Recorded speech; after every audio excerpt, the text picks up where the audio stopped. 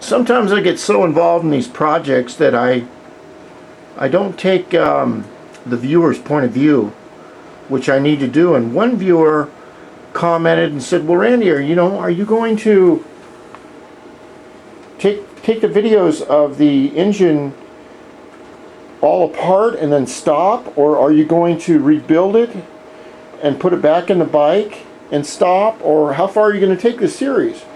Well, let me tell you, my friends out there in YouTube land, what I plan to do is completely refurbish this bike. I've given the owner a set price, so that's just what I want to do.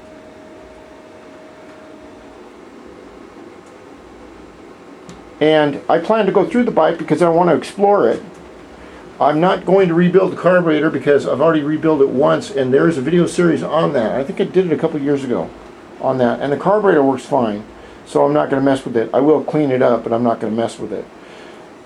As far as the engine goes, the engine, new parts will be bought for the engine, which I will specify to the owner, and the owner will give me his agreement on what he wants to do.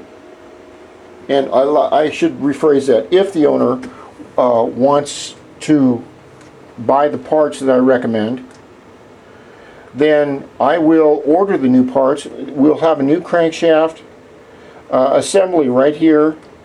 We'll have a new piston assembly, new rings. I mean, that little thing's gone 28,000 miles. That is a long ways for a little piston that looks like a 50-cent piece. And then what I will do is I will slowly rebuild the entire engine, and we'll go through the valves. Here are your valves right here. There's one here, there's one here. These are what's called the rocker arms. They rock back and forth. We have a little thing called a camshaft, and that's over, let's see, where is it? Right here. Whoops. The camshaft is right here. It's got two neat little bearings on each side of it, and these are your half-moon holders right here that hold the bearings in the races for the crankshaft. I will put the entire motor together. Then what I plan on doing is I've already rebuilt, this is your clutch bell. I've already rebuilt the clutch on this, and there's a video series on that. But I'm going to go through and take the transmission apart too and show you what it looks like and how it works and how that can affect things. Because remember, everything has to work correctly.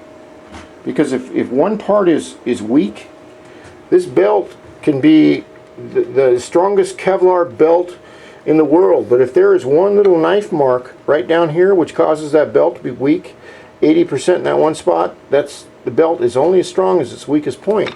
Same with the motor. The motor is only as strong as its weakest point.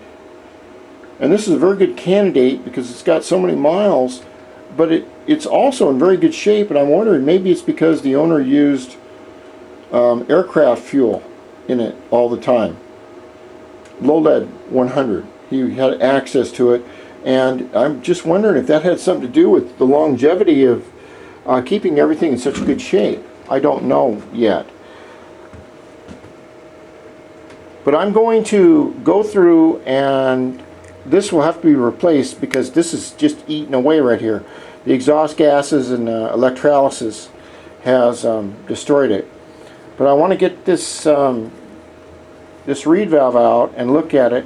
There are three parts to this little thing. There's the cover, which is on this side. That's the cover.